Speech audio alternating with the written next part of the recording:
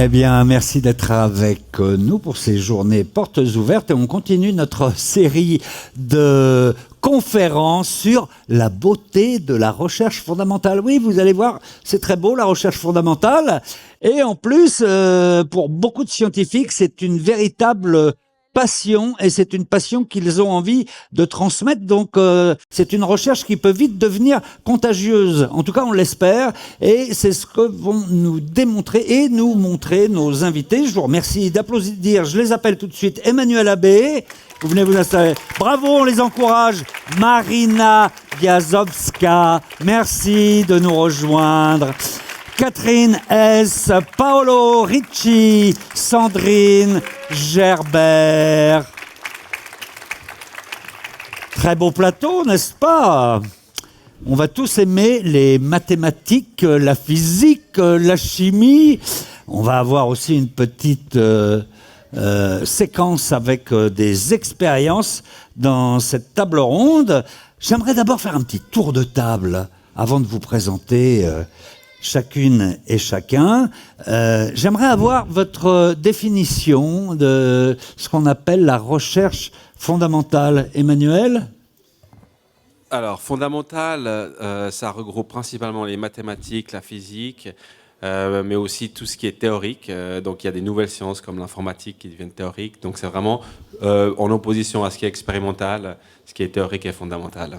D'accord. Je rappelle que vous êtes professeur de mathématiques et informatique à l'EPFL. Tout à fait. C'est bien ça. Marina Wiazowska, c'est un plaisir et un honneur de vous recevoir. Vous êtes mathématicienne, tout le monde vous connaît. Vous êtes professeur à l'EPFL et vous avez obtenu en 2022 la médaille Fields. Pour résumer, on a coutume de le dire, on dit, voilà, c'est le prix Nobel des mathématiques pour les jeunes chercheurs. Il faut avoir moins de 40 ans. Bravo.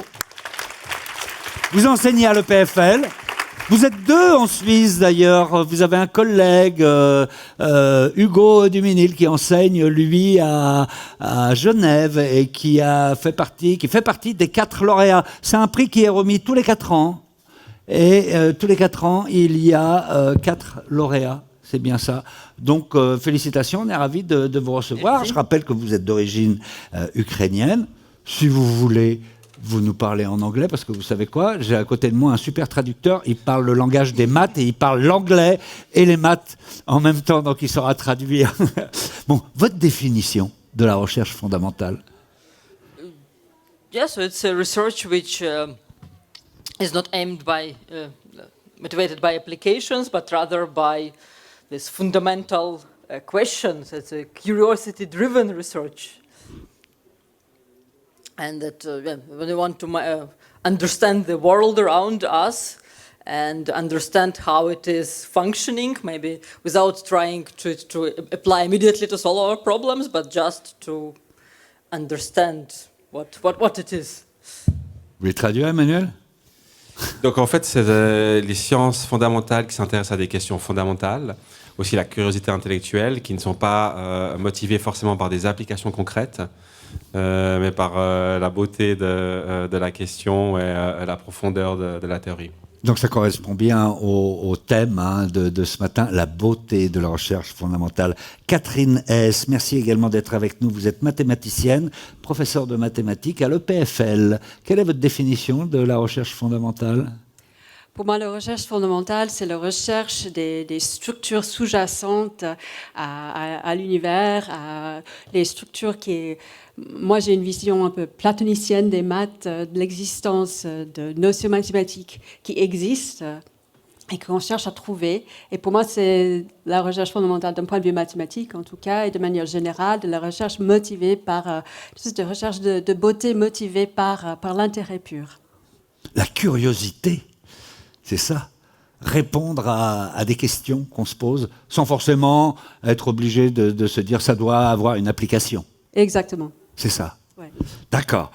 Paolo Ricci, vous êtes professeur de physique à l'EPFL.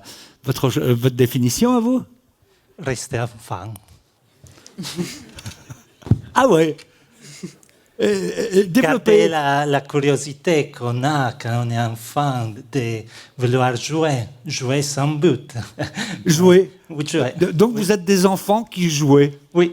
Vous en avez de la chance. Hein. Oh oui. Oui. On a Oui, beaucoup de oui. chance. Ça donne envie de faire vos métiers. Ben, ça dépend dans quel sens on définit le métier, mais c'est même pas un métier alors. Vous jouez toute la journée. Ah, Marina, si, c'est un métier. C'est un métier dans le sens où c'est beaucoup de temps. C'est tout votre temps en fait. Ben, parce que vous êtes passionné, n'est-ce pas? Sandrine Gerbert, vous êtes chimiste organicienne à l'Institut des sciences et ingénierie chimique de l'EPFL. Exactement. Même Moi, je rajoute la question. chimie, effectivement. C'est juste une précision, chimiste organicienne. Ça veut dire quoi? Eh bien, on définit un peu la chimie organique comme la chimie du vivant, Ouais. très souvent. Pourquoi? Parce qu'en fait, elle étudie au sens large les composés qui sont à base de carbone, en fait. Et donc, il y a un élément qui se retrouve concentré ou en très grosse quantité dans les organismes vivants d'origine animale ou végétale. Donc la chimie organique, en fait, s'intéresse à la structure de ces composés, à leurs propriétés, comment est-ce qu'on peut les former, comment est-ce qu'on peut les transformer, comment est-ce qu'on peut en faire des nouveaux, comment est-ce qu'on peut mimer la nature ou bien créer quelque chose de complètement nouveau. Voilà. Et alors, la recherche fondamentale pour vous, c'est quoi? Eh bien, c'est déjà comprendre comment ces objets se forment ou peuvent être formés et découvrir des méthodes pour effectivement créer des objets qu'on n'a pas peut-être encore soit trouvés, soit isolés dans la nature, et puis on étudie les propriétés et on recrée de nouveau. Et voilà, c'est un peu comme ça que je définirais la recherche fondamentale en chimie organique. D'accord. Très bien, merci. Emmanuel, on commence par vous, si vous voulez bien. Vous avez chacun le temps de vous exprimer, de nous faire un petit exposé. Donc, je l'ai dit, vous êtes professeur de mathématiques et informatique à l'EPFL et vous êtes vous dirigez le groupe Mathematical Data Science. C'est quoi ce groupe? Tout à fait, oui. Donc, depuis le siècle dernier, il y a beaucoup d'essor dans les sciences des données, et notamment dans les aspects fondamentaux. Donc, les mathématiques se sont développées autour des sciences des données. Alors, ça regroupe essentiellement l'intelligence artificielle, le machine learning, aussi la théorie de l'information. Les gens sont assez, en général, familiarisés avec les maths pour la physique. On met une unité à la masse, le kilogramme. On cherche des lois fondamentales qui régissent le mouvement des planètes et autres. Et il s'avère que l'information, les données ont aussi des unités, le bits pour l'information. Ouais. Il y a aussi des lois fondamentales qu'elles régissent. Il y a donc la compression maximale de l'information, l'extraction maximale d'un jeu de données. Ça suit aussi des lois fondamentales, tout comme la physique. Et c'est une science plus récente, donc qui est née fin du siècle dernier, et qui en ce moment explose dans plein de directions. Donc c'est vraiment ça, c'est un peu la physique de l'information et de l'intelligence. D'accord. En plus, la physique, elle devient un petit peu plus complexe parce qu'il y a la physique classique. Vous intégrez la physique quantique aussi? Alors non, nous c'est plutôt une physique qui est une physique c'est la théorie du calcul qui est un peu au cœur de la science des données.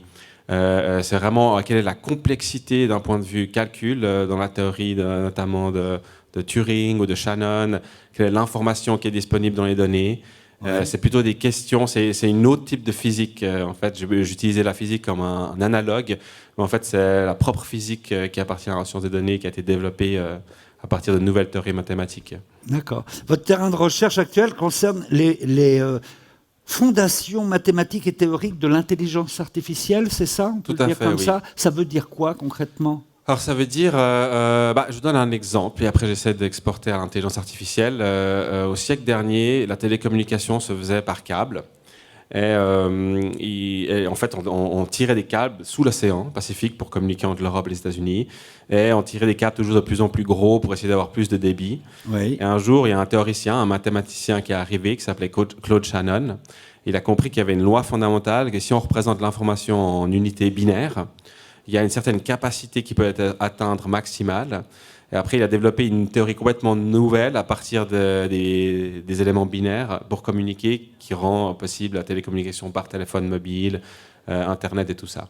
Donc là, dans l'intelligence artificielle, on est un peu au même stade. On cherche des lois fondamentales de l'intelligence, de l'extraction maximale d'informations des données, dans l'espoir de développer des algorithmes qui pourront être peut-être plus puissants que ce qui se fait actuellement aujourd'hui, notamment avec l'approche très brute force, très computationnelle de GPT et autres. D'accord. Espoir de faire mieux avec moins, en fait. D'accord. Ok. Parce que dans le domaine de l'intelligence artificielle, le problème de la gestion des données est fondamental. Alors, je parle même pas des bonnes ou des mauvaises données, ça c'est encore autre chose, mais la quantité de données, gérer la quantité de données. Tout, ouais. C'est Il vraiment faudrait, là. par exemple, essayer de faire une intelligence artificielle avec moins de données et des données plus fiables. Alors, GPT-4, qui vient de sortir, là, après ChatGPT, qui est très populaire, c'est 1 million de millions, donc 1 trillion de paramètres pour le modèle, et c'est des terabytes de données. On n'est pas sûr que c'est la bonne approche. C'est une approche très massive, très coûteuse en ressources. Donc, ça a pris environ l'équivalent d'une année et de 1000 maisons en énergie pour entraîner le modèle. Donc, forcément que d'un point de vue fondamental, on espère qu'on puisse faire mieux. Et si on arrive à faire mieux, on n'aura peut-être pas. L'être humain n'apprend pas avec 1 milliard de photos de chiens et de chats pour distinguer. Qu'est-ce qu'un chat, qu'est-ce qu'un chat. Donc on cherche une approche plus basée sur des principes. Ouais.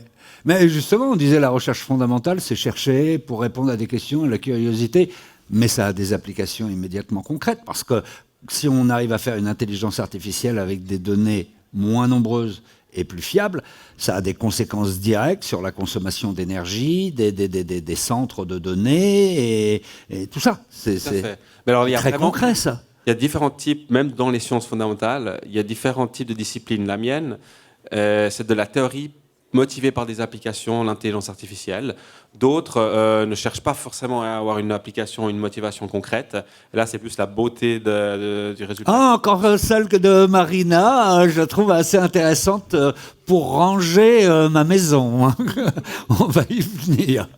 Mais donc, vous avez finalement, il y a des débouchés concrets. Oui, alors il y a des débouchés concrets. Parfois, la théorie est en avance. Parfois, elle est en retard. Parfois, il y a des théorèmes qui se trouvent, même dans le domaine. On pense qu'ils sont inaccessibles. 30 ans plus tard, on réalise qu'en fait, ils seront accessibles. Donc, la capacité de Shannon a été découverte en 1948. Et les résultats, ce sont ces années qu'on arrive à trouver des codes qui l'atteignent pour la communication. D'accord. Je vois une image au-dessus de nous. Vous êtes également co-directeur du centre Bernoulli pour les études fondamentales. C'est quoi ce centre ? Alors, c'est justement un centre qui regroupe toute étude sur des questions fondamentales où les professeurs ou chercheurs peuvent se retirer des tâches quotidiennes de prof, d'enseignement, d'écrire des papiers, et peuvent vraiment réfléchir aux questions profondes qui les intéressent sur des programmes d'une durée de 1 à 3 mois. C'est un petit cocon où on est là que pour vraiment se concentrer sur une recherche. Oui, profondément, vraiment être un peu isolé, puis pouvoir essayer aussi d'interagir. Le but, c'est de créer un environnement collaboratif. Dans le passé, historiquement, on sait qu'il y a eu des très grandes découvertes qui ont été faites avec cette sérendipité intellectuelle où un physicien parle avec un mathématicien et réalise qu'ils ont affaire au même type d'équation. C'est un brainstorming... Il y a un peu de ça, oui. C'est ça, mais c'est des rencontres, c'est important pour pouvoir avancer, de rencontrer, d'échanger. Il ne faut pas travailler tout seul dans son coin, quoi. C'est ça le but aussi. C'est crucial, mais il ne sait pas qu'il faut pas. On peut aussi travailler tout seul dans son coin. Il y a des percées mathématiques qui se sont faites souvent aussi avec des prouesses individuelles, mais il y a aussi l'autre. Il y a aussi des énormes découvertes qui ont été faites. Par exemple, la cryptographie, ce qui vous permet de faire des paiements aujourd'hui par carte. Beaucoup de résultats de physique ont été faits justement avec des interactions inattendues entre chercheurs. Donc il y a des deux. Le Bernoulli se concentre sur l'aspect un peu plus collaboratif et aussi un peu de promotion des jeunes talents. C'est une autre qui peut y aller, qui est accueilli au centre Bernoulli? Il y a 3 programmes. Il y a le programme chercheur un peu haut niveau. Là, ça va être du monde entier. Ils soumettent des applications. Il y a un comité scientifique qui décide lesquelles sont retenues. Après, il y a des programmes plus internes pour le PFL, où là, c'est nous-mêmes, avec Marina, qui fait aussi partie du comité, où on décide un peu de quelle direction on décide d'entreprendre. Ça, c'est à l'échelle EPFL. Et après, il y a des programmes pour les jeunes intéressés aux maths. On a créé une nouvelle compétition de maths pour les... Qu'est-ce que vous appelez les jeunes? C'est les jeunes étudiants? C'est étudiants de gymnase et puis les premières années à l'EPFL de bachelor. OK. Donc là, on fait des cours spécialisés. Et ils ont la chance de pouvoir vous rencontrer aussi, discuter avec vous? Ces jeunes? Oui. Marina fait des selfies de temps en temps. Non, mais en dehors des selfies, des discussions. Non, c'est possible aussi. J'aime, c'est plus que selfie. C'est plus que selfie. Non, en fait, c'était le but. Hein. Le but, c'était de casser ça. cette barrière Ouais. et puis de pouvoir interagir aussi avec les jeunes et de leur donner le goût de la recherche. D'accord. Elle vous vient d'où, vous, votre passion pour les mathématiques à titre personnel vous avez rencontré quelqu'un qui, d'un seul coup, vous a révélé que c'était votre chemin? Alors, ouais, j'ai eu le côté déclic dont on parle des fois. C'était en 7e année. Ici, je suis de Lausanne, donc c'était au collège de Béthusy. C'était quand le prof a parlé de la première fois d'un théorème de Pythagore. Puis j'ai vraiment eu ça a vraiment transformé ma vision. Je suis rentré à la maison, j'ai essayé de le prouver. Et donc à partir de là, c'était les maths qui m'obsédaient. Et puis après, c'était le fait de comprendre que les maths peuvent servir justement de langage pour des domaines modernes comme l'information, l'intelligence, et puis qu'il y a des lois fondamentales décrites par les maths. C'est ça qui m'a après poussé dans la recherche. D'accord. Donc vous avez eu la chance. Il y a eu un déclic à un moment donné qui était une rencontre, quand même. Une rencontre, le prof était bien, mais c'était surtout ce qu'il a dit, puis le fait après de découvrir le concept de théorème qui m'a... D'accord. Ouais. Et il faut transmettre maintenant. Il faut en faire profiter d'autres. Tout à fait. Comment vous faites? Alors, je pense que le programme que j'ai essayé de pousser pour ce centre Bernoulli, de ces rencontres avec ces jeunes, c'est un peu justement le but, c'est d'essayer de générer ce genre d'étincelles plus souvent. C'était un peu la motivation de ce programme-là. On l'appelle Youth at Bernoulli. C'est bien. Jeunesse à Bernoulli. C'est bien. Ça prend du temps, hein, quand même. Hein. Ouais. Marina aussi, donc vous contribuez, vous participez au centre Bernoulli. Oui. D'accord. Vous avez le temps? Alors, oui, surtout, excusez-moi, vous pouvez parler en anglais si vous voulez, mais la médaille... Mais j'ai vu avoir le temps pour ça. Ah oui, mais parlez-nous en français aussi si vous voulez. La médaille It's a Field, nice part of my job. la médaille Field, ça doit changer la vie aussi d'un seul coup, parce qu'avant vous étiez mathématicienne, ça n'a rien changé à vos travaux brillants, etc. Mais ça a changé sur le plan de la popularité, on va dire, parce que Emmanuel disait tout à l'heure, vous faites des selfies, maintenant vous avez le temps de rencontrer des... Ça a changé quoi, la médaille Field, dans votre vie? Oui, avec la médaille Field, il y a plus de popularité. Popularité Et popularisation de... more of science popularization in my life, but I think it may be not very fair to popularize science without doing it anymore. So I try to stay a real mathematician, to prove theorems, to solve problems, not only make selfies with students, but actually teach them some things. Vos étudiants doivent être sacrément fiers de vous avoir. Si je dis pas par rapport, mais c'est incroyable. Hein, vous avez un prix comme ça d'un seul coup, et puis ça vous donne une sorte de notoriété. On va faire un petit exercice. Vous savez quoi? On fait de la transmission de la connaissance. On appelle ça de la vulgarisation. En Suisse, pareil, mais en France, on parle pas mal de ça, vulgarisation. On va faire un petit jeu, comme vous aimez bien les jeux. Vous allez nous expliquer simplement les recherches qui vous ont valu d'avoir la médaille Fields. Alors, allez-y en anglais, et comme Emmanuel parle les deux langues, maths et anglais, vous allez très bien... Ça fait 3 langues, et le français en plus. On y va. C'est parti. Comment ça se passe? C'est quoi? Yes, I got my Fields Medal for solving the sphere packing problem in dimensions 8 and 24. And I think explaining what is a sphere packing, it's easy. It's that you have a infinite supply of spheres, and you have a very, very big room. And the question is, how many of the spheres can you fit into this room? So the spheres are hard, and they can touch each other, but they cannot intersect.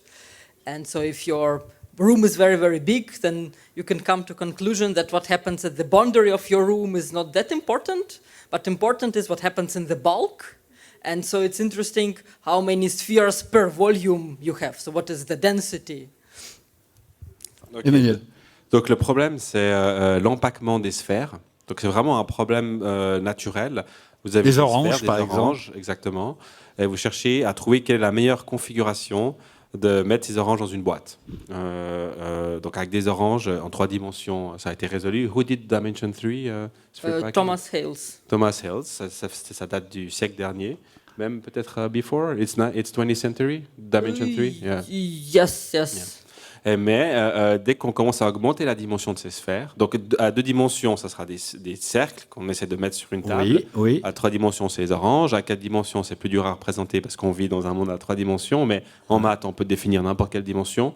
Donc Marina s'est intéressée à 2 dimensions pour lesquelles elle a pu résoudre le problème de l'empaquement optimal, qui étaient les dimensions 8 et 24. Ça veut dire quoi, dimension 8 et 24? So maybe okay. So in the popularization talks, usually the difficult part is explain what is a dimension, Ouais. because probably this is something people don't think much about. And so here, that also it's maybe sort of a disappointing answer, because when people think of higher dimensions, they maybe think of physics or something supernatural happening. But mathematically speaking, it's, I would say, very formal and boring. It's just like if you have one dimension, it's like having a line. So each point has one coordinate. If I tell you that I go along this street, I just need to tell you like how many meters I went backwards or forwards, and then you will know exactly where I am. And on a plane, we need 2 numbers to describe every point, right? So you can think of like chessboard. Each point is given by exactly 2 numbers. And in dimension 3, we have 3 coordinates, like GPS coordinates, right? So it's like west, east, south, north, and also how high, what is the height. And then as mathematicians, we can think, okay, could our points have more coordinates? And then we just say for us a point, it will be just a collection of, for example, dimension 4 means 4 numbers, dimension 5 numbers, dimension 8 numbers. And as a mathematicians will also have this privilege of not giving any explanation for why is it this number of coordinates, but just, okay, it's interesting for us to do it.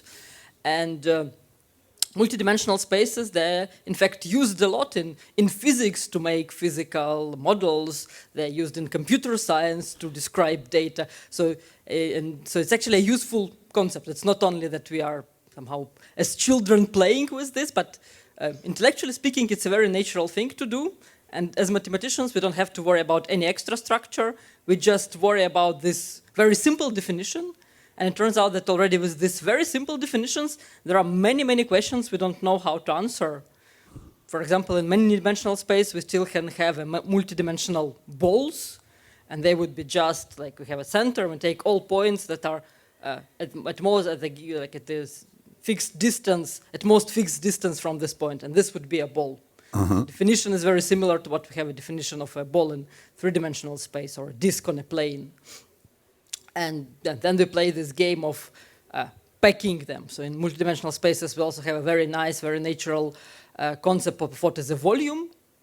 And this maybe you have to believe me now because it's getting maybe a bit too complicated. But like we know how to like volume in 1-dimensional volume is just length, and 2-dimensional volume we measure it in square meters, and the volume in 3-dimensional we measure cubic meters, and in 8-dimensional space we have this meter to the 8th power that measures the volume for us. Donc la notion de dimension, ça nous échappe un peu. Hein.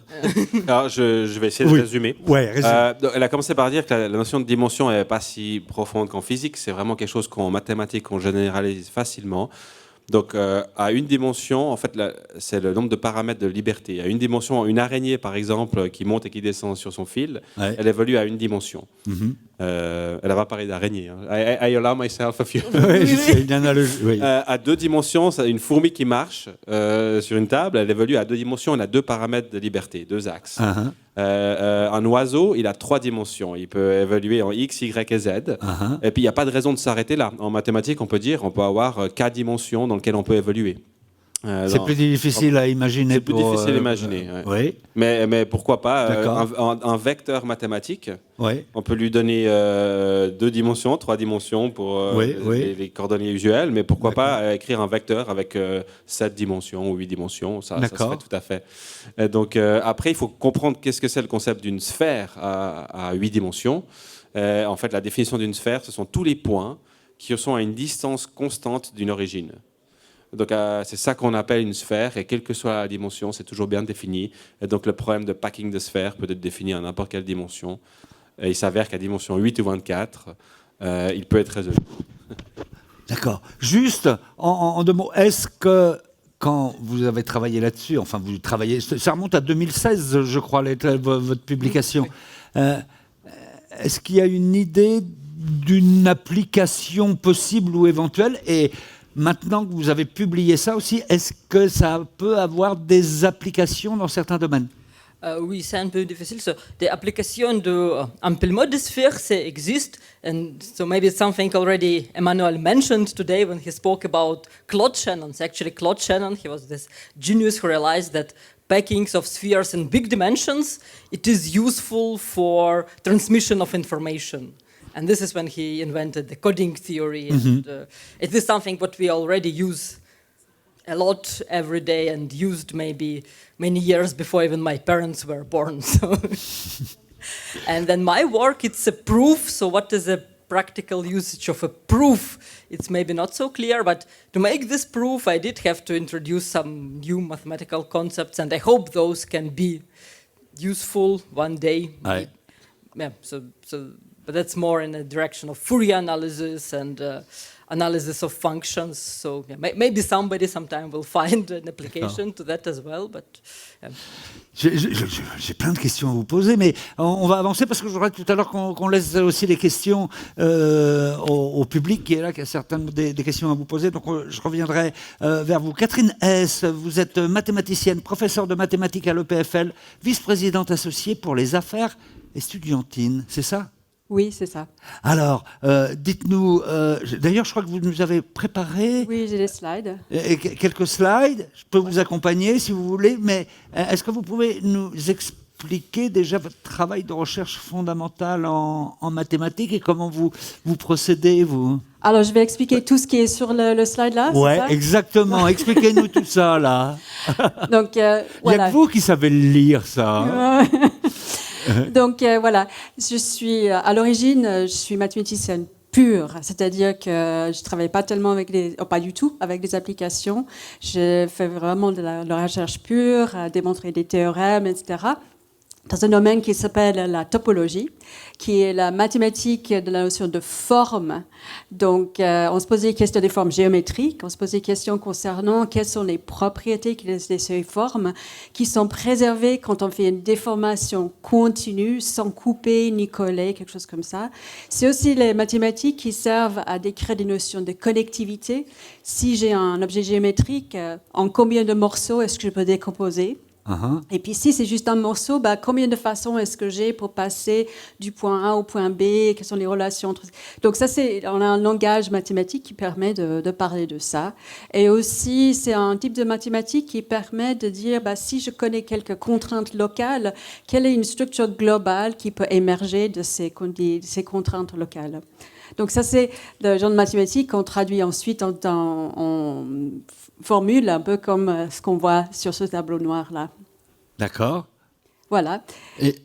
Et ensuite, vous travaillez également sur finalement des aspects assez insolites, je crois, des mathématiques, notamment des applications. Voilà, sur les neurones, donc c'est un peu par sérendipité. Est-ce que j'arrive à passer à l'autre prochaine slide? Non. On va peut-être vous aider en régie, je ne sais pas. Est-ce que... Non, j'aimerais bien passer à la prochaine slide. Bon. Est-ce que ça marche? Ça ne marche pas. Ah, ça voilà. y est. Ok, merci. Ok, donc en fait, c'est un peu par sérendipité, de nouveau, comme Emmanuel l'a dit, que j'ai commencé à travailler avec des gens en neurosciences pour essayer de comprendre, de voir si on peut comprendre quelque chose d'aussi complexe que le cerveau. On a tous envie de mieux comprendre comment le cerveau fonctionne, mais c'est tellement complexe que pour aborder ces questions, pour pouvoir dire quelque chose de cohérent concernant sa structure et l'influence de la structure sur la fonction, etc., il faut utiliser un langage mathématique qui permet de quantifier un peu ces choses-là. Donc, pour ce faire, on doit réduire un peu l'information en question d'une manière que tout le monde connaît très bien, qui est liée à cette histoire de Google Maps. Donc, tout le monde connaît le principe de Google Maps. On a une photo d'une ville, d'un endroit où on va aller, et on aimerait comprendre où on n'a jamais été. On aimerait comprendre comment aller, par exemple, de STCC à l'Esplanade ou quelque chose comme ça, à l'EPFL. Mais pour voir comment y aller, on n'a pas besoin vraiment de toutes ces informations contenues dans cette image. Donc, qu'est-ce qu'on fait dans le mode Google Maps? On se réduit à l'essentiel. On se réduit simplement à savoir où sont les routes, par où passent-elles. Et comme ça, je vois très clairement comment passer du STCC à l'Esplanade, par exemple, à l'EPFL. Donc, c'est le même genre de principe qu'on va appliquer dans le contexte des neurosciences. C'est-à-dire, on va regarder cette immense complexité qui est justement tous les neurones qui sont connectés, les différents types de neurones et tout ça. Et puis, on va se dire, ça, c'est trop d'informations. Je n'arrive pas à quantifier, je n'arrive pas à décrire très clairement sa structure, voir comment est-ce que ça pourrait influer sur sa fonction. Et je vais simplement dire, je vais regarder ça simplement comme ce qu'on appelle un graphe ou un réseau, où on va juste retenir comme information où sont les neurones, et quels neurones se connecter à d'autres neurones. Donc, chaque petit point là, dans cette constellation, ça représente un neurone. Et chaque arête, donc chaque petit bout d'intervalle qui connecte deux points là, ça correspond à une connexion entre deux neurones. Et puis ensuite, on peut analyser cette information qui est beaucoup plus simple en utilisant les outils mathématiques assez classiques, finir, et quand même retenir des informations intéressantes. Donc, l'existence de structures topologiques, en fait, qui se cachent dans ce réseau très complexe. Et même là, la notion de dimension dont Marina a parlé est importante, parce que là, on parle de structures de 7, 8, 10 dimensions qui se cachent dans ce réseau. Et justement, quand moi, j'ai commencé à parler de ça, j'avais aussi le même genre de question, mais ça veut dire quoi? Comment est-ce que je vais avoir quelque chose de 8-dimensionnel dans mon cerveau? Mais c'est juste une représentation mathématique, une formalisation mathématique de structures qui existent. Donc on vit dans le même monde si vous vivez dans plus de dimensions que nous, quoi. C'est exactement ça. En tout cas, c'est clair, votre analogie, là, ça marche bien. Donc, vous faites en même temps de la pédagogie. Là, votre autre fonction ici à l'EPFL, c'est d'inciter les jeunes à se lancer vers la recherche. C'est ça? Oui, tout à fait. Comment vous faites? Alors, ça c'est donc quand je porte mon chapeau, pas de chercheuse, mais plutôt d'administration. Alors, je travaille aussi pour tout ce qui est outreach, tout ce qui est engagement avec le public, tout ce qui est encouragement des jeunes de choisir des carrières dans les domaines MINT. Donc, outreach, ça veut dire en particulier outreach vers les jeunes. Donc, on a le service de promotion des sciences à l'EPFL qui organise des cours, des ateliers, un bus des sciences qui va vers des classes. Il y a des classes qui viennent à l'EPFL pour visiter des labos, etc. Juste pour une sensibilisation à la science, pour voir qu'est-ce qui se passe, quelles sont les possibilités, et puis toucher un peu à la vraie science. Donc, on a des camps d'été, des camps pendant les vacances, etc. Aussi pour familiariser les jeunes avec juste être présent sur le campus. Et d'ailleurs, ils organisent comment ça marche pendant les portes ouvertes. Mais il faut du monde pour encadrer tout. Oui, il faut du monde. Donc, on a dans le service promotion de sciences, il y a une quinzaine de personnes, je crois, mais aussi beaucoup de jeunes, d'étudiantes de l'EPFL qui travaillent comme modérateurs, modératrices pour ce genre d'événements, qui accompagnent tout ça. Donc ça aussi, c'est très bien pour les étudiants et étudiantes parce qu'ils apprennent aussi un côté pédagogique dans ce contexte. D'accord. J'ai tout de suite envie, je fais une petite parenthèse, mais j'ai envie de poser aussi à Marina et à vous la question dans le domaine des mathématiques. Je crois que Marina, vous êtes la deuxième femme seulement sur 60 médailles Fields depuis 1936. Vous êtes la deuxième femme à recevoir la médaille Fields. Je crois que l'autre femme, c'était une Iranienne qui est malheureusement décédée, je crois. C'est ça. Vous êtes la deuxième sur 60 médailles Fields. Il y a un petit problème quelque part. Ou alors le jury est très macho. Ou il y a un petit problème de... Pourquoi pas autant de femmes dans les maths? Yes, it's very difficult for me to say why. Why? Yeah. I was not in those committees who made decisions, and but I think for some very old times, when now the documents are open, we know that actually there have been women who were considered for medal, but then they did not get it for some reasons, and I don't know, maybe those were good reasons, and of course competition is huge, but I'm also happy that now I really hope that this trend is changing, and we do see more and more women doing mathematics and doing it going into research, to doing amazing things. So I hope that things are changing. On espère They aussi. they will change. Ouais, vous avez. Donc, quelque chose que je voulais dire, c'est que justement, on organise pas mal de cours et ateliers que pour les filles, pour les encourager vraiment à prendre ça au sérieux. Parce que, en fait, je crois que le problème est surtout systémique, c'est surtout sociétal.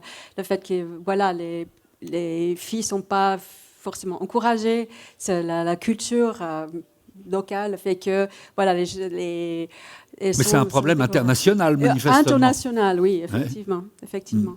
D'accord. Je vous laisse continuer, excusez-moi pour cette parenthèse. Bah, je vous en prie. Ouais. Alors, autre chose qu'on fait, c'est le cours LR. Donc, ça, c'est un programme spécial pour les jeunes qui sont à très haut potentiel en mathématiques. Dès l'âge de 11-12 ans, de pouvoir venir à l'EPFL une fois par semaine, ça remplace les cours de maths à l'école. Donc, ils font des maths, commencent par des maths scolaires, mais vues de façon beaucoup plus profonde, beaucoup plus rigoureuse. Et puis, ça permet d'avancer plus vite et aller plus vite vers des maths un peu plus avancées, afin de pouvoir les appliquer dans beaucoup de domaines ou continuer en tant que mathématicien. Donc, c'est un programme qui dure 5 ou 6 ans. Et puis là, on voit aussi une photo des jeunes ils ont un camp de vacances où ils font des maths le matin et l'après-midi, ils font des balades en montagne. Et puis, voilà. Donc, c'est un côté social qui est très important parce qu'ils viennent ici et puis ils ont la possibilité de rencontrer d'autres jeunes qui ont des intérêts semblables. D'accord. Donc ça existe depuis 2008. Et puis aussi un peu plus grand public, comme les portes ouvertes aujourd'hui, mais aussi on a un service de promotion d'éducation qui est juste représenté là dans le foyer, qui va vers les gymnasiens plutôt, aide avec la transition vers les PFL, de nouveau encourager vraiment les jeunes à choisir des études scientifiques, et aussi qui gère des programmes aussi de recherche pour nos étudiants bachelor. Donc on essaie de plus en plus d'intégrer les étudiants bachelor dès que possible dans la recherche, en les intégrant dans les labos, dans les projets d'été, des stages, etc. Parce que pour nous, il est vraiment important que les étudiants voient rapidement ce que c'est que la recherche. Bon, et alors le résultat de tout ça, ça marche? Ça vous rend optimiste? Oui, je suis optimiste, parce que je crois que quand je vois les yeux qui brillent chez les jeunes qui ont fait, par exemple, ces stages d'été, c'est magnifique.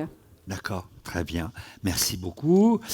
Paolo Ricci, vous êtes professeur de physique à l'EPFL et chercheur au Swiss Plasma Center. On en a parlé tout à l'heure, d'ailleurs, spécialisé sur la fusion nucléaire. Alors, bon, excusez-moi de vous le dire, mais on m'a dit que vous êtes connu pour être un professeur, disons, assez, je mets des guillemets, atypique. C'est-à-dire, je ne sais pas, vous allez nous en faire la démonstration, mais en tout cas assez atypique dans la manière d'enseigner. C'est quoi vos techniques, vos méthodes? C'est pas moi. C'est pas vous? Vous n'y êtes pour rien? C'est la physique. C'est la physique qui est C'est la atypique. physique à être intéressant, drôle des fois. C'est vrai? Est-ce que je peux vous donner un exemple? Venez nous donner des exemples. Donc, mais rassurez-nous, il n'y a pas de risque, on peut rester près de vous. Oui, donc le premier aspect que la physique a étudié, c'était le mouvement. C'était Le mouvement. Le mouvement des astres dans le ciel, le soleil, la lune, une bille qui tombe. Ouais. Mais même une bille qui tombe peut être surprenant. Ah bon, pourquoi? Oui, et je vous montre. Donc, ici, on a deux billes. Je les montre. Ouais. Même taille. Ouais. On ne triche pas. C'est un vrai pro, il montre à la caméra, vous avez, Oui. on dirait un magicien. Hein. Un tube, vous voyez, le trou est très grand par rapport montrez-le à la caméra. à la bille. Donc, si je laisse passer la bille dans le tube, qu'est-ce qu'elle va faire? Normalement, elle tombe. Hein. Elle a tombé. On est d'accord? On est d'accord. Là, vous allez nous faire un tour de magie, je suis sûr. Oui. Même bille, ou presque. Et je la laisse tomber. Oh, Disparu. disparu. Oh, elle n'est pas là. Oh, elle est où? On attend. Bravo. Peut-être elle va Une histoire arriver. de magnétisme, quelque chose comme ça. Peut-être elle va arriver. Ah oui, elle est arrivée. Ça prend un Elle a peu mis plus du de temps. Hein. Oui. Elle est dans une autre dimension, peut-être. Donc, il y a des billes qui ne veulent pas bouger. Oui. Et après, il y a des objets, en effet, qui ont envie de bouger dans une seule direction. Ouais. Morceau de bois. prenez-le. Ok. Rien de spécial, c'est juste. Non, oui. Ok, très bien. Donc, Il tourne. je le laisse tourner. Oui. Il tourne. Rien de spécial. J'essaye de le faire tourner dans l'autre côté. Ça marche aussi. Ah, Ah, il non. repart. Il repart de l'autre côté. Spécial, hein? Ça, c'est spécial. Mais vous pouvez le faire la même chose avec une cuillère. Donc, il y a des enfants, vous rentrez à la maison, il y a aussi mes enfants. Oui, non, c'est les ça, parents c'est vont être très interdit. contents, vous Donc, allez voir, vous vous. pliez en cuillère. Vous devez seulement faire attention à un petit peu de torsion. Comme ça. C'est compliqué à faire ou pas, non? Non, il faut, plier le couillet. Juste, il y a une dimension Ça. à respecter, non? Oui, non, Non, c'est c'est assez bon. simple. Après, on peut Les essayer. enfants, vous tordez les cuillères de vos parents, c'est très, Oui, très simple. c'est très simple. Vous pouvez essayer avec plusieurs cuillères si Oui. ça ne marche pas. Et après, vous le faites tourner. Et qu'est-ce qu'il va se passer? Il ralentit le cuillère et il revient à l'arrière. Et c'est un peu spécial, hein? Mais c'est un cuillère. Hein? Vous pouvez essayer Sans ce rien soir. faire. Et cela marche aussi dans l'autre direction. Et elle n'a pas envie de tourner ses cuillères. Elle veut repartir dans l'autre sens. Oui, elle repart dans l'autre sens, toujours. Toujours. Toujours dans l'autre sens. Il n'y a pas, vous la poussez, normal. Je peux le faire? Oui, bien Je- sûr. alors, je C'est la pas fais moi, tourner par là. c'est la physique. Ah oui. Donc, vous pouvez vous amuser ce soir. c'est assez simple. Donc, il y a des objets donc, qui veulent tourner dans une seule direction. Et après, il y a des objets qui ont beaucoup d'envie de tourner. Donc, ça, c'est quelque chose que vous pouvez aussi faire à la maison. Donc, pile, Maxel, rien de spécial. Hein. Je ne suis pas payé pour la pub. Un petit aimant. Ouais. Et un fil de fer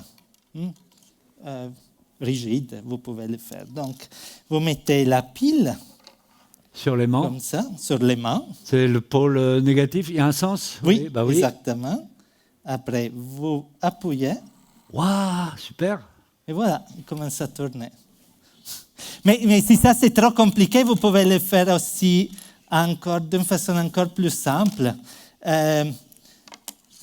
Vous prenez une vis.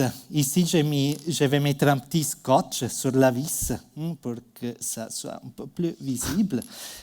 Pile, ok, on attache un petit fil. Et je vais mettre la vis sur les mains. Ok, maintenant, ce que je fais, c'est de mettre la vis ici sur la pile et je vais fermer le circuit. Ah, super. Ça bouge. C'est bien ça. Pas mal. Ça hein. peut aller assez vite. Hein? Ça, vous pouvez le faire. C'est aussi simple. Et voilà, après, un bon cours, comme par exemple celui du mouvement, doit toujours terminer avec une... Avec quoi? Avec une explosion? Oui, De bien joie. sûr. Non. Ça, c'est nécessaire. Sérieux? Oui, C'est- j'ai ça caché. stimule les Ça neurones. stimule. Donc, j'ai caché peur. dans un petit sachet un petit ballon. Ouais. Bien sûr, ok, il y a tout qui est resté ici. Donc, c'est pas un dirigible, donc rien Qu'est-ce de que vous grave. avez, qu'est-ce que vous avez caché là-dedans? Bon, C'est ah, juste pour ça. éviter qu'il... D'accord, ok. Et qu'il, on fait avec quoi? Et donc, moi, je ne vais pas le faire parce que je C'est de veux pas... l'hélium? C'est de l'hélium? Non, c'est pas hélium, C'est quoi? hydrogène. Allez-y. Donc, je ne vais pas le faire parce que j'ai peur de déclencher l'incendie. Donc, c'est à toi de le faire, Fred. Hydrogène avec une flamme, c'est pas très conseillé normalement. On est d'accord. Non, mais je suis c'est pas un trop expert. grave. C'est pas trop grave. Oui, non, mais enfin, bon, ça va, vous avez les autorisations. Est-ce que les services de... J'ai rien dit. Donc, rien Ah, ne s'est passé. on a prévenu personne. On n'a prévenu personne. Si vous donc, pouvez fermer la tout va porte. bien se passer. Donc, il faut simplement approcher cette flamme Je touche... et toucher le ballon. et il faut toucher le ballon ou pas toucher le ballon? À s'approcher. Et moi, je m'éloigne.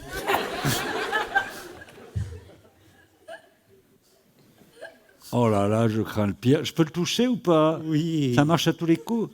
On va voir. Ça fait peur, hein? Ça va là? Petite explosion. Waouh! Ah! Il faut éteindre. Oui, Ça fait quand même. oui, comme ça. Bah C'est- oui. C'est utile, ça c'est utile pour un bon cours. Bon, c'est bon? C'est bon, oui. Il y avait C'est- rien- avec il y a rien après d'autre, l'explosion, voilà, vous tout n'avez le pas monde peut amené aller des manger. bistouris, Bravo! Merci. C'est vrai que ça donne envie hein, aussi, toutes ces expériences de se poser. Parce que là, on a fait des expériences, mais après, on a envie de savoir comment ça marche. Oui, bien C'est sûr. ça. Donc ça attise la curiosité. C'est comme ça que vous procédez beaucoup? Oui, oui, oui. Après, il faut avoir un bon prof pour expliquer ce qui se passe. Ah, vous êtes juste là pour faire la Pour manip faire et quelques après vous démos. appelez un Oui. collègue Oui, exactement. pour dire bah, bien expliquer ça. C'est beaucoup plus simple. En fait, vous disiez tout à l'heure que bah oui, vous vous amusez bien en fait, mais on peut le faire à tous les niveaux d'étudiants. Oui, on peut, bien sûr. L'explosion doit devenir de plus en plus grande. Mais on arrive. D'où ça vous vient cette passion pour l'enseignement? Donc, moi, je suis chercheur dans la physique et ça, c'est une passion. Cela me permet, en effet, le fait d'être ici à l'EPFL me permet de travailler de développer ma passion dans, je pense, l'environnement idéal. Et cette passion, c'est difficile à la fermer dans un bureau avec la clé. Il faut la partager, c'est physique. Vous ressentez tous la même chose? Parce que, ouais, vous dites oui, sans Oui, hésiter c'est- une seconde. C'est- Bon, après, on va pas faire un sondage, peut-être. Si vous êtes là, j'imagine que vous aimez transmettre aussi ce que vous faites. Je ne sais pas si c'est le cas de tous les enseignants, mais c'est génial, ça. Donc, est-ce que ça fait partie du métier, selon vous? Oui, C'est partie intégrante du métier, c'est pas quelque chose en plus? non, Non? non. Allez-y. C'est quelque chose Catherine, essentiel. Essentiel. c'est essentiel? Essentiel. Essentiel. Oui. D'accord. Parfois, les sciences, elles paraissent un petit peu inaccessibles. Est-ce que c'est possible de rendre à peu près tout amusant? Je pense que oui. Mais Ouais. ça demande de travail. Ah ben voilà. Voilà. Ça, c'est pas immédiat. Ça, c'est pas immédiat. Il demande réflexion avant. D'accord.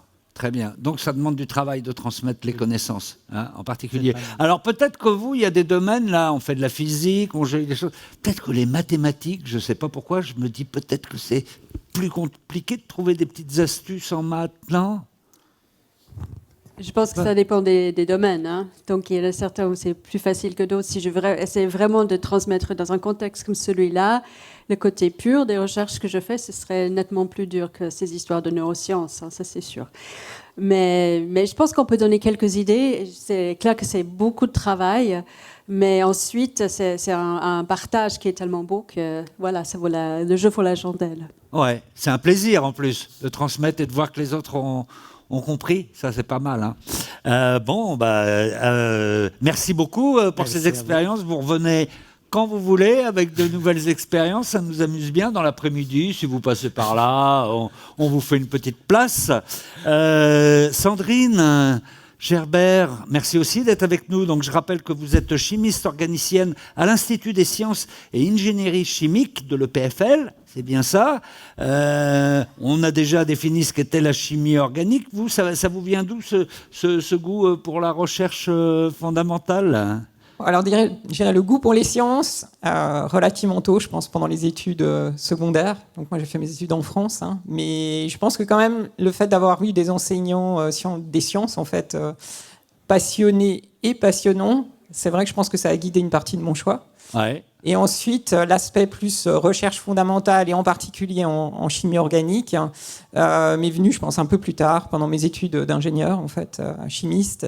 Et c'est vrai que le fait d'avoir autour de nous tellement d'objets et de matériaux qui ont, entre guillemets, une part de chimie organique, ça m'a vraiment donné l'envie de contribuer à, justement, trouver des méthodes pour fabriquer ces objets, les étudier, les comprendre, pouvoir les améliorer.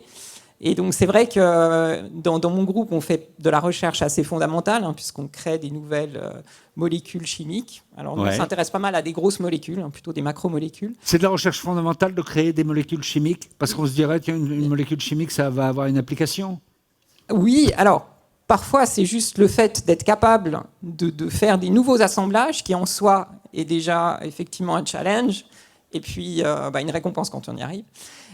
Et souvent, après, c'est effectivement dans ce domaine, je pense qu'on est assez rapidement à l'interface entre justement ce qui est réellement recherche fondamentale pure, donc créer du nouveau savoir, le transmettre, et puis le fait que ça suscite finalement des applications futures, ou en tous les cas... On imagine. Voilà. Est-ce qu'on se pose la question de est-ce qu'on pourrait peut-être répondre à certains problèmes grâce à ces nouvelles choses qu'on a créées?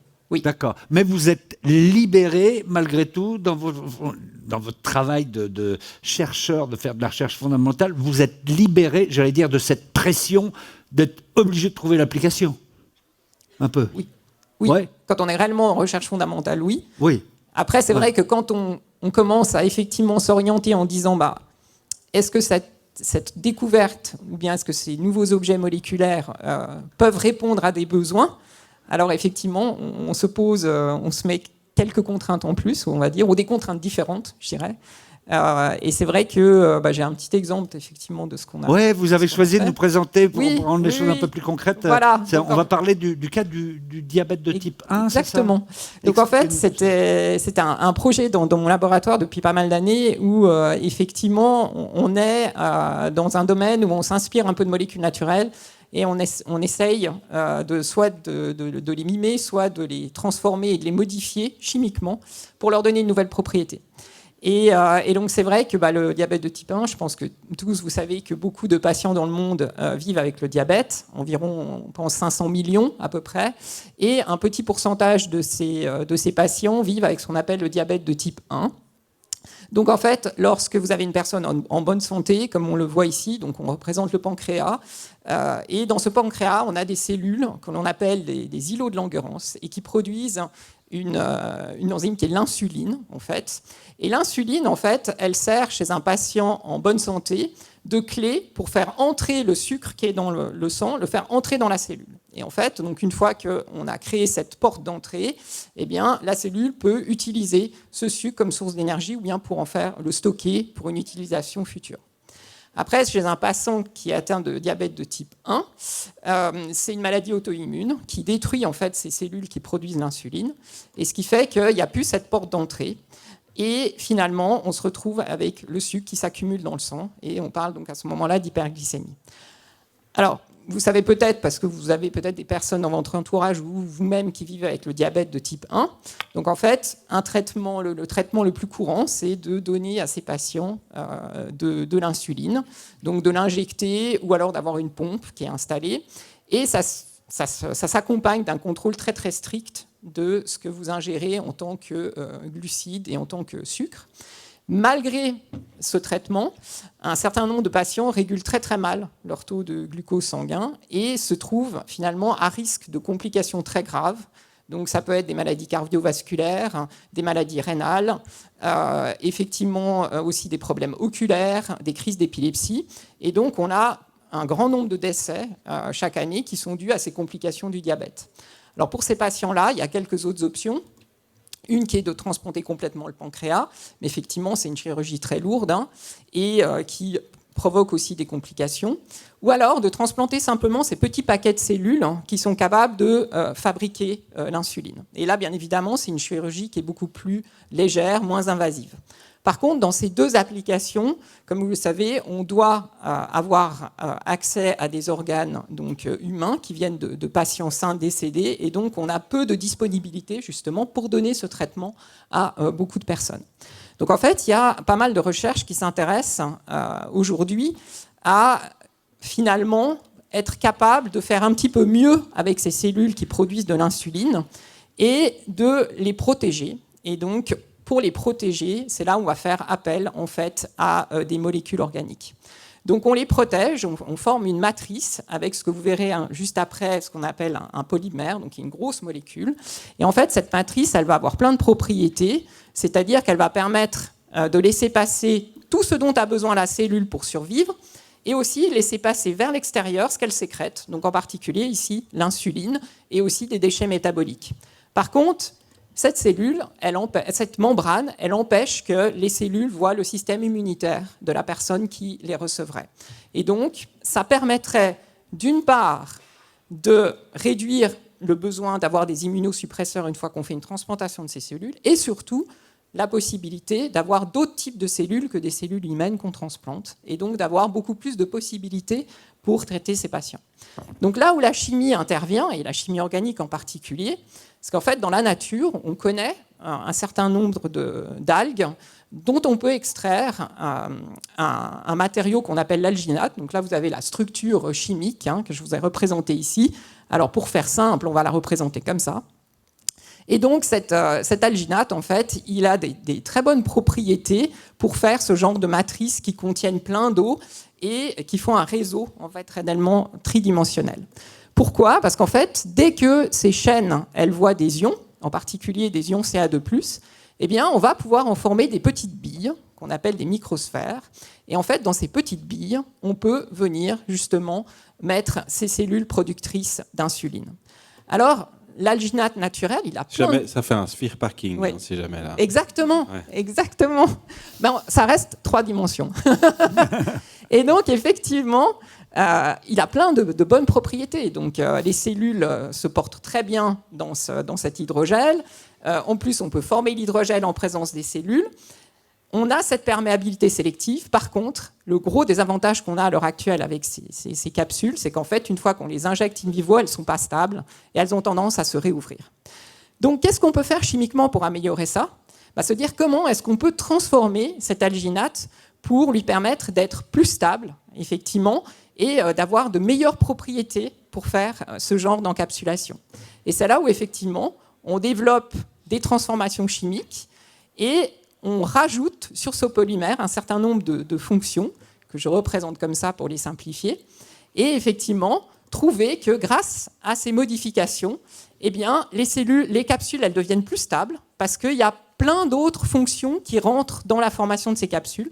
Et là, vous avez une image de ce qu'on a effectivement encapsulé des îlots de Langerhans qu'on a ensuite transplantés sur des modèles animaux.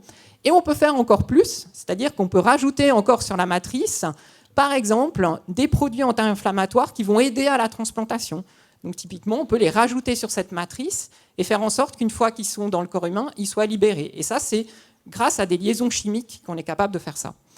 Et donc voilà, vous montrer ici qu'effectivement, assez simplement, par ces modifications chimiques et toute cette étude de comment est-ce qu'on peut modifier ces polymères, qui à la base sont des questions très fondamentales, comment est-ce qu'effectivement on peut s'orienter vers parfois des applications concrètes et qui pourront peut-être aider par la suite en donnant toutes ces propriétés dont on a besoin pour pouvoir faire effectivement de la transplantation. Donc ça, c'est un petit exemple qui montre qu'effectivement, en chimie organique, on a beaucoup de plaisir à s'inspirer de la nature, modifier ce que fait la nature, trouver des nouvelles propriétés. Voilà. Donc un cercle un peu vertueux. Puis je pense que comme mes collègues, plus on fait ça, plus on a envie de le faire. Merci pour ça. Et ça en est où ? Ça marche ? Oui, ça marche pour l'instant sur des animaux, on n'en est pas encore à l'humain. Ça marche sur les animaux. On espère qu'un jour ça marchera chez les humains. Ouais. D'accord, ce sera quand les essais cliniques sur les humains ? Alors là, on est en préclinique pour l'instant. D'accord, très bien. Voilà. Bravo en tout cas pour cette démonstration. Merci beaucoup. Il nous reste quelques minutes, pas beaucoup. On va éclairer la salle. Avez-vous des questions à poser à nos invités ? N'hésitez pas. Monsieur, je vais vous passer un micro. Comme ça, tout le monde vous entendra. Tenez. Donc, oui, ça marche. Oui. Je reviens un peu sur Terre. On y était. Dans beaucoup de dimensions. On parle beaucoup d'intelligence artificielle. Donc, les sciences de base, là, vous êtes à la base des innovations. Et j'ai posé 2 questions à ChatGPT. Une, c'est comment réguler ces nouvelles technologies, l'intelligence artificielle, quand on sait que les politiques ont un temps de retard et puis que la grande criminalité est en avance. Et la deuxième question que j'ai posée, c'est c'est les ressources énergétiques pour développer justement les nouvelles technologies, puis pour vous donner assez d'énergie pour faire le travail. J'ai eu des très bonnes réponses de ChatGPT. Par contre, il ne met pas de priorité. Alors, vous, scientifiques, quelles sont les deux priorités dans ces deux questions? Alors, je fais juste une précision, hein, c'est le thème de cet après-midi, mais allez-y, répondez. Ah oui. Ok, alors, bon, tout d'abord, ChatGPT va répondre, va donner les réponses les plus probables à partir des textes sur lesquels il a été entraîné. Donc, il n'a pas vraiment de notion de vérité ou de priorité. Il cherche, en fonction de ce qui lui est donné, ce qui lui est fourni pour son entraînement, donc les documents de Internet, il cherche qu'est-ce qui a l'air de matcher le plus votre question. Et donc, il va typiquement pas avoir ce genre de notion de priorité, de planning, c'est quelque chose qui lui échappe. Les ressources, c'est un réel problème qui sont employées par ces systèmes. L'émission aussi CO2 est énorme, c'est environ 50 allers-retours San Francisco-Genève pour entraîner le modèle.